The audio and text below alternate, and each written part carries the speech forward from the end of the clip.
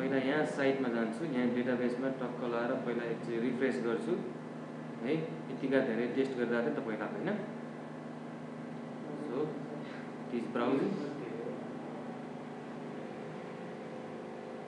Okay, Hibernate test नै कति धेरै भइसक्यो हैन। सो टक्क लाएर एसक्यूएल लेखेर एकचोटि म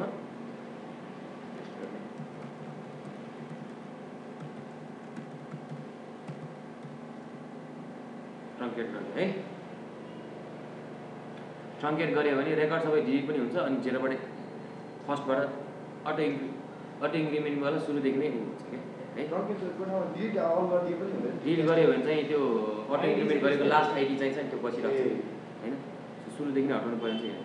सो मेरो लोकल होस्टको 8080 मा spring sample app actually run गरेर हेर्छु। यो रन गर्ने बित्तिकै चाहिँ मेरो त्यहाँ चाहिँ अगाडि चाहिँ हाइबरनेटबाट चाहिँ एउटा हाइबरनेट टेस्ट भन्ने आयो हैन त, ठीक छ। सो यो डाटा चाहिँ हाम्रो डाटाबेसमा पनि गयो हैन, हाइबरनेट टेस्ट। सो अब हाइबरनेटको लागि सबैभन्दा पहिला सर्वप्रथम चाहिँ हामीलाई के चाहिन्छ त भने जेपीए चाहिन्छ, थाहा छ नि हैन। सो जेपीए को त्यो के अरे त्यो एन्टिटीवाला चाहिँ चाहिन्छ, जुन चाहिँ मैले यहाँ देखाउन मात्र लागिरहेको छु है, ठीक छ। सो मेरो यो नर्मल मेरो क्लासलाई चाहिँ पोजो क्लासलाई चाहिँ मैले के गरेँ त पर्सिस्टेन्ट क्लास बनाएँ है, ठीक छ। आइडी साइडी जेनेरेटर राखेर यो चाहिँ यो भयो।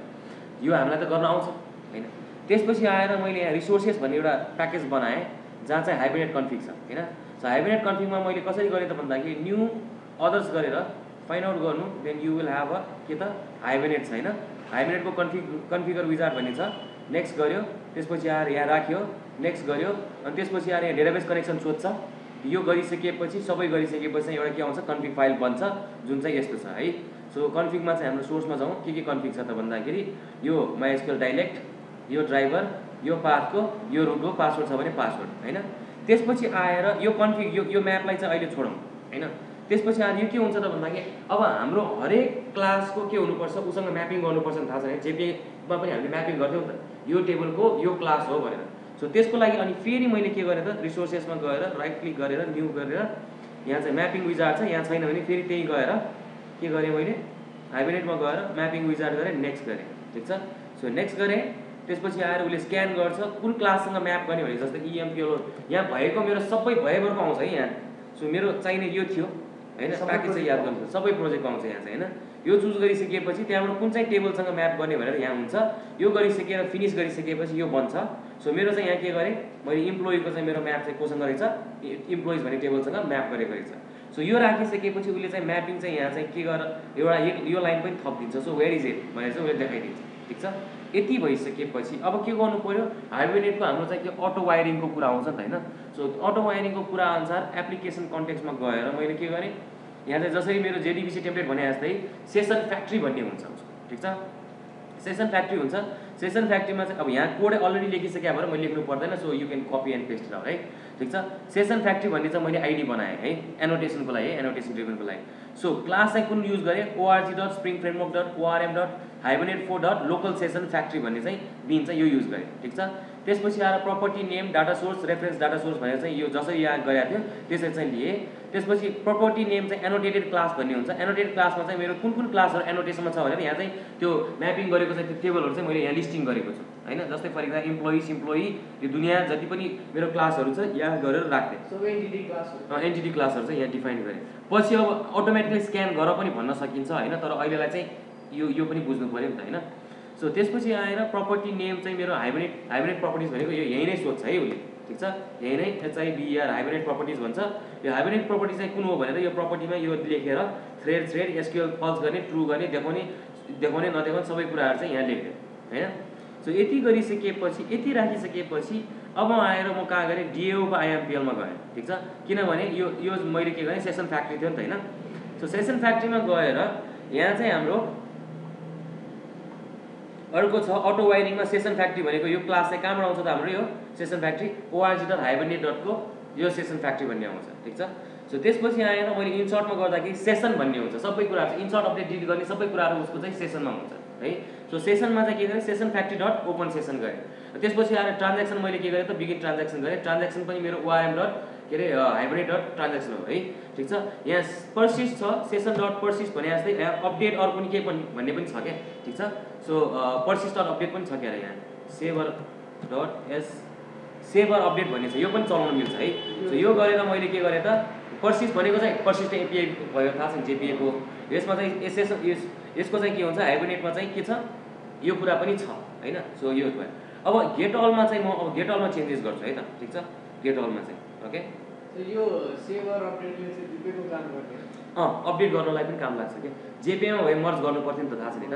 सो यसमा चाहिँ सेभर अपडेट गर्ने छैन भने इन्सर्ट गर्छ, छ भने अपडेट गरिदिन्छ। So which is ready way है। अब यहाँ चाहिँ म यो गेट अललाई चाहिँ म चाहिँ यहाँ म्यानेज गर्छु, ठिक छ। सो सबैभन्दा पहिला हामीलाई के चाहियो त भन्दाखेरि जहिले पनि के चाहिन्छ सेसन चाहिन्छ है। सेसन यहाँ चाहिँ एउटा एक्स्ट्रा मेथड बनाएर प्राइभेट मेथड बनाएर गेट सेसन भनेर बनाए पनि हुन्छ, ठिक छ। सो सेसन फ्याक्ट्री डट के गर्नु पर्यो ओपन सेक्सन गर्नु पर्यो, ठिक छ। ओपन सेसन गरिसकेपछि अब मैले के गर्नु पर्यो सेसन अब इन्सर्ट अपडेट डिलिट त होइन ट्रान्ज्याक्सन गर्नलाई। सो मैले सेसन डट के गरेँ त भन्दाखेरि हाम्रो पहिला के थियो पहिला चाहिँ हाम्रो तान्दाखेरि फाइन त सिङ्गलको थियो डट एफआइएन फाइन थियो। Session dot create query okay create query छ हैन। क्रिएट क्वेरीमा चाहिँ हाम्रो के हुन्छ थाहा थियो नि हैन। क्वेरी भनेको जस्तै क्रिएट क्वेरीमा हाम्रो सेलेक्ट ई फ्रम ई गर्थ्यो, थाहा छ नि है जेपिएमा, थाहा छ है। सो यो के भयो क्वेरी भयो। डट के गर्नु पर्यो टु डट यहाँ चाहिँ लिस्ट गर्नु पर्यो होला हैन। लिस्टको कहाँ छ यहाँ लिस्ट भन्ने छ आइटरेट लिस्ट, ठिक छ है। सो यहाँ चाहिँ रिटर्न चाहिँ गेट बाई आइडीमा पो गरेर रहेछ मैले।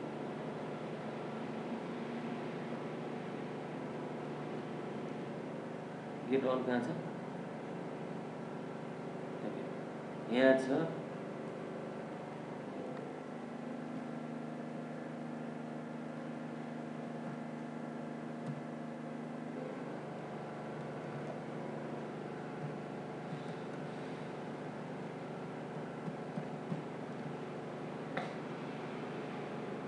ओके क्रिएट सेलेक्ट ई भनेको त त्यो के अरे जेपिएकै त्यो थाहा थिएन हैन जेपिएकै। सो सेम त्यही नै हुन्छ है। सो हाइबरनेटको चाहिँ अब त्यही हो एउटा चाहिँ कन्फिग एउटा बन्यो एउटा यो बन्यो त्यसपछि अर्कै चाहिँ एक्स्ट्रा अब दुनियाँ जात्रा यहाँ लाइब्रेरिजहरू छन् हैन त्यही हो। सो हेरौँ डिप्लोय भइरहेछ डिप्लोइड भन्यो जस्तो लाग्यो है अझै डिप्लोइङ छ।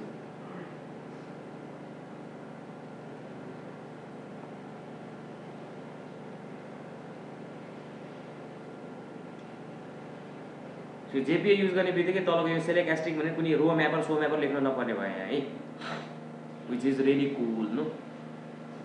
Hibernate is really cool dude no.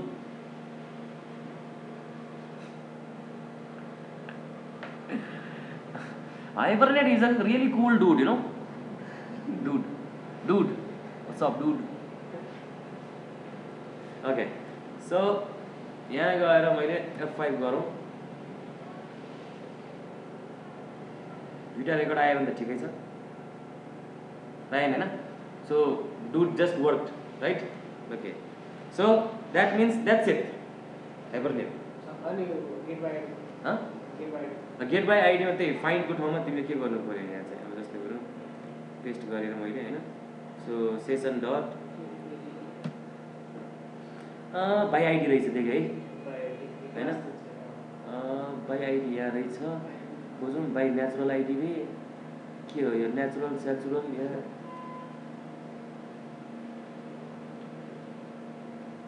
Get भन्ने रहेछ नि त देख्यो नि हैन। सिरियलाइज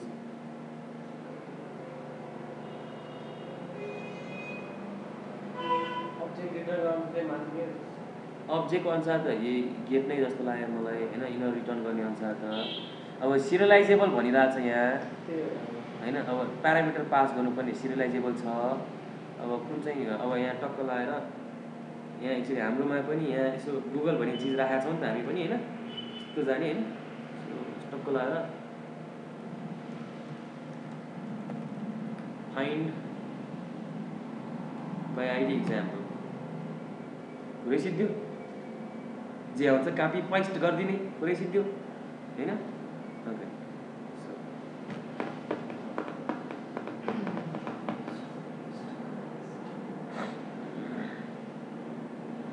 अब यो किक स्टार्ट मात्रै हो, अब फर्दर हाइबरनेटको के गर्ने भने इन्स्टल गर्ने तरिका, रन गर्ने तरिका थाहा भइहाल्यो होइन।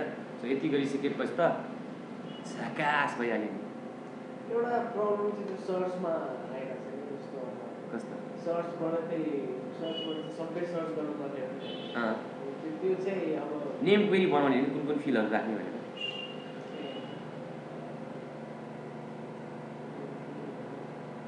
फाइन्ड बाई आइडी कहाँ हो?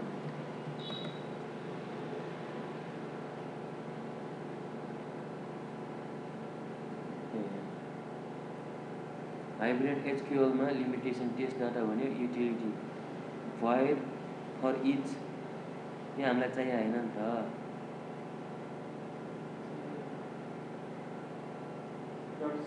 इम्प्लोइ डट क्रिएट रे डट एड, यो हामीलाई चाहियो होइन नि त।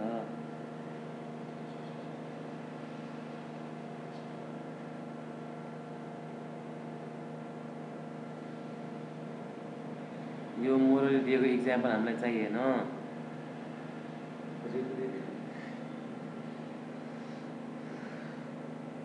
एमके यङले दिन्छ होला नि त नि।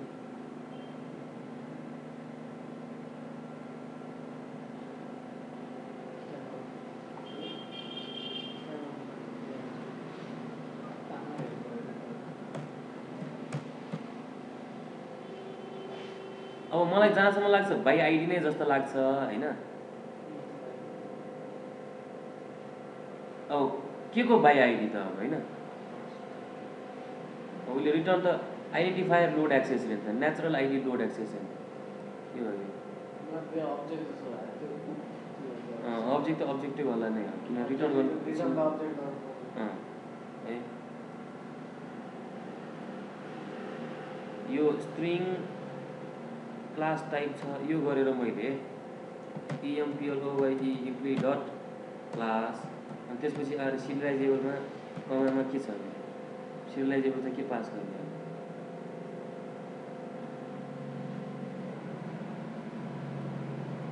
ओके, सर्वप्रथम त हामीले यसलाई पनि त हामीले यहाँ इम्प्लिमेन्ट्स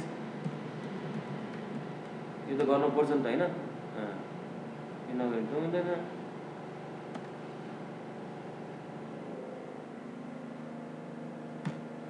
सिरियलाइजेबल गरेँ, त्यसपछि आएर अहिलेको मेथड नेम के थियो अरे, अनि त्यो थाहा भइहाल्छ कि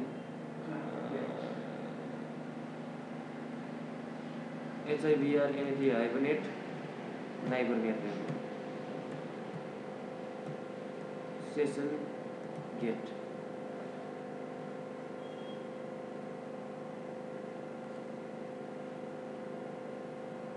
ए डाइरेक्ट आइडी पास गरेर पुग्ने रहेछ नि त, आइडी होइन। सो रिटर्न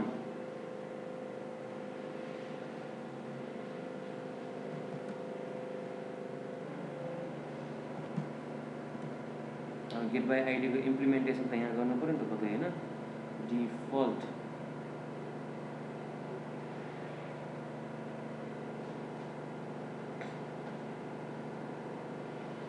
इन्सर्ट गरेको क्लोज गरौँ।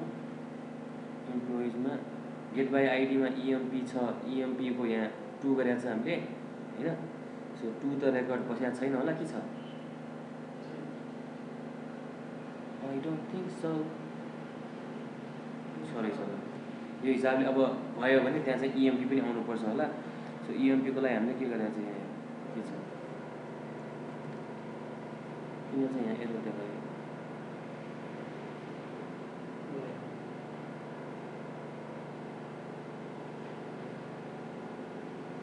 Object cannot be converted to employee. अब त कन्भर्ट गर्न सक्छ नि हो होइन, न्यू खोज्छ होइन। तर भ्यूमा चाहिँ हामीले के राखेको छ एकचोटि हेर्नु पऱ्यो नि होइन। डिफल्ट कल गरिरहेको छ, डिफल्ट कन्ट्रोलरले डिफल्ट गरेको छ। यहाँ जाउँ, EMP dot hello world get name हुनुपर्छ होइन। ओके, सो त्यहाँ चाहिँ इम्प्लोइको नेम आयो भने चाहिँ डट गेट नै रहेछ होइन। त्यति बेलासम्म एमके यङले पनि के भन्यो हेरौँ यहाँ। ओके, इम्प्लोइमा क्रिएट गर्यो,